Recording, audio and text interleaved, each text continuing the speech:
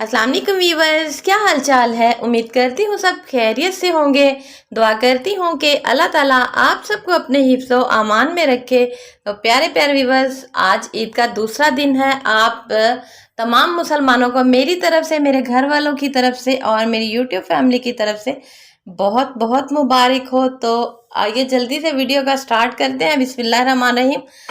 आज की वीडियो में मैं जो टिप्स एंड ट्रिक्स आपके साथ शेयर करूंगी, इससे आपकी लाइट अगर 6 घंटे चली जाए, आपका फ्रिज बंद हो, तो आपका गोश्त बिल्कुल भी ख़राब नहीं होगा और ना ही आपके फ्रिज में से खून टपकेगा, ना फ्रिज में स्मेल आएगी। आप बिल्कुल इसको बर्फ़ के साथ रख सकते हैं, बर्फ़ में भी बिल्कुल स्मेल नहीं आएगी।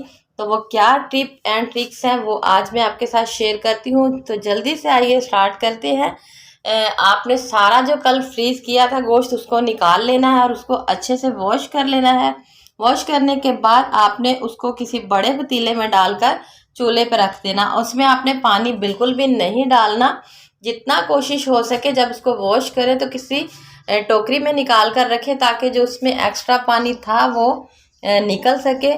तो आपने इसको कुक करना है जब तक कि इसका पानी ड्राई बिल्कुल नहीं हो जाएगा। आप देख सकते हैं कि गोश्त के अपने पानी में ही हमने इसको कुक किया। इसमें कोई लहसुन अदरक वगैरह कुछ ऐड नहीं किया, आपने कुछ भी ऐड नहीं करना। तो ये देख सकते हैं कि हमारा जो पानी है वो बिल्कुल इसका रिमूव हो चुका है।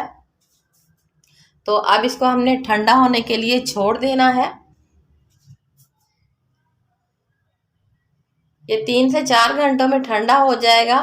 तो ठंडा होने के बाद आपने इसको इस तरह से रखना है कि अगर आपने पुलाव के लिए हड्डी वाला गोश्त रखना है तो वो आपने पहले अलहदा से निकाल के इसको रख लेना है, ताकि बार बार आपको ये ना देखना पड़े कि किस में से क्या निकालना है।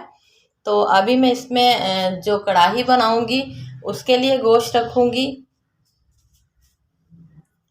और फिर मैंने इसमें से हड्डी वाला गोश्त निकालना है, जिसको हम आलू गोश्त में यूज़ कर सकते हैं, क्योंकि वो वैसे तो खाया नहीं जाता। तो उसको हम आलू गोश्त बनाकर उसमें यूज़ करेंगे और पुलाव में हड्डी वाला दूसरा यूज़ करेंगे। तो आप देख सकते हैं कि मैंने पहले कढ़ाई बनाने के लिए जो रखा था वो रख दिया है। अभी मैं इसमें रख रही हूँ जिससे मैं पुलाव बनाऊंगी।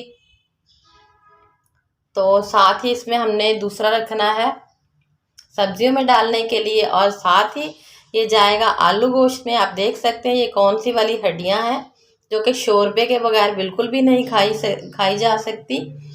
तो इसको आप 3 से 4 माह के लिए आसानी से फ्रीज कर सकते हैं। उम्मीद करती हूँ कि आपको आज की वीडियो अच्छी लगी होगी। मिलेंगे कल एक नई वीडियो के साथ, तब तक के लिए अल्लाह हाफिज़।